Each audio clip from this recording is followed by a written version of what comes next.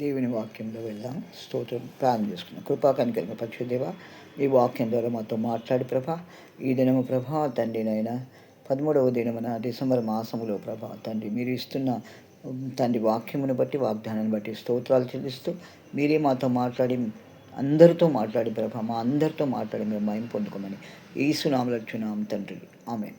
దేవుని స్తోత్రంలో మీరు బలహీనులు కాక ధైర్యము వహించుడి మీ కార్యము సఫలపరచు. ప్రతి విషయంలో కూడా మనం బలహీనమైపోతూ ఉంటాము. కొన్నిసార్లు మన శరీరంలో ఒక బలహీనతలు ఉంటాయి, మన ఆత్మలో బలహీనతలు ఉంటాయి, మన ప్రాణములో బలహీనతలు ఉంటాయి. దేవునికి స్తోత్రం కలుగును గాక. దేవానికి స్తోత్రములు. మరి మనం దేవునికి స్తోత్రం చెల్లించాలి. మన బలహీనతలందు ఆయన యొక్క కృప మనకు అనుగ్రహిస్తాడు. కృప వెంబడి కృపనిచ్చి ఆయన పరిపూర్ణతల నుండి మనకు కృపనిస్తాడు. దేవుని స్తోత్రుడు. మహాదేవుడు అయిన మంచి దేవుడు. మరి మనం భయపడకూడదు, ఎందుకంటే మనం బలహీనంగా అవ్వద్దు, బలహీనంగా ఉండకూడదు. దేవుని స్తోత్రుడు. మనం ధైర్యం తెచ్చుకోవాలా. మనకి ఎన్నో కష్టాలు వస్తాయి, బాధలు వస్తాయి, ఇరుకులు వస్తాయి, ఇబ్బందులు వస్తాయి. ప్రతి విషయంలో కూడా మనము బలహీనమైపోతూ ఉంటాం. దేవుని స్తోత్రం. చిన్న చిన్న విషయాలలో కూడా మనం ఏమైపోతుందో, ఏం జరుగుతుంది, ఈ లోకంలో ఎంత భయంకరమైన జరుగుతున్నాయి, మనకేమైనా జరుగుతుందా అని కూడా భయపడేవారు ముందుకు ఉంటారు. దేవుని స్తోత్రం.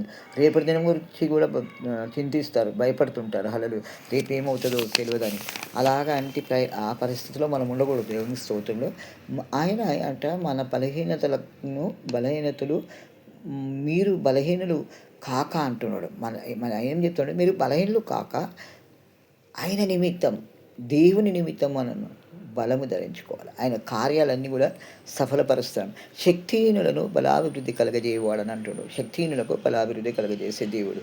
అయితే మన ఐధైర్య వేళలో కూడా దేవుడు ఏం చేస్తాడంటే మన కార్యాలను సఫలపరుస్తాడు.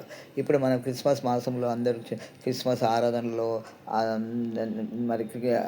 క్రిస్మస్ పండుగలో ఆనందంతో ఉండాలని, సంతోషంతో ఉండాలి, కొత్త బట్టలు కొనుక్కుంటారు. మరి ఎన్నెన్నో కార్యాలు స్టార్ పెడతారు, ఇంట్లో అన్ని కార్యాల కోసం ఖర్చులు పెడతా ఉంటారు. ఒకసారి లేనప్పుడు ఏం చేస్తారంటే బలహీనలు అయిపోతుంటారు. దేవుని స్తోత్రుడు.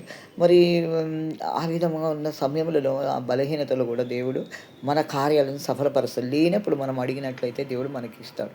ఏది కూడా మన కొదవలేకుండానే దేవుడు ఇచ్చే దేవుడుగా ఉంటాడు. దేవుని స్తోత్రం. మరి దినకర్ పాస్టర్ గారు, దినకరన్ బ్రదర్ గారు ఏం చేశారంటే ఒక పాట కట్టారు. సోలిపోవలదు మనాసా, సోలిపోవలదు, సోలిపోవలదు మనాసా, సోలిపోవలదు. నిన్ను గని పిలచిన దేవుడు విడిచిపోతాడా? మనల్ని కనిన దేవుడు మనల్ని విడిచిపెట్టాడు. మన కార్యాలను సఫలపరుస్తాడు దేవుడు. నువ్వు పుట్టిన మొదలుకొని ఇంతవరకు నిన్ను కాచి కాపాడాను. నువ్వు ఏ ఏజ్లో ఉన్నావో నీకే తెలుసు. నేనే ఏజ్లో ఉన్నా, ఏ ఏజ్లో ఉన్నానో నాకు తెలుసు. హల్లెలూయా. దేవుడు మరి పుట్టినది మొదలుకొని ఈ దినం వరకు దేవుడు మన కార్యాలను సఫలపరుస్తూనే ఉన్నాడు. కొన్ని పర్యాయములు మనము ఎంతో సమస్యలిపోతూ ఉంటాము, ఎంతో అధైర్యపడిపోతుంటాము, ధైర్యం లేకుండా జీవిస్తుంటాము. మనల్ని అందరూ వదిలిపెట్టేస్తారు. మరి మన కుటుంబంలో వదిలిపెడతారు, మన అన్నదమ్ములు వదిలిపెడతారు, మన యొక్క శ్రేయాభిలాషులు, మన రక్త సంబంధికులు, మన పిల్లలేమి ఎవరైనా అందరూ వదులుతారు. కానీ యేసయ్య అంటున్నాడు, నేను నిన్ను విడువను, ఎడబాయను అంటున్నాడు. ఎడబాయని దేవుడు ఉంటా అంటున్నాడు.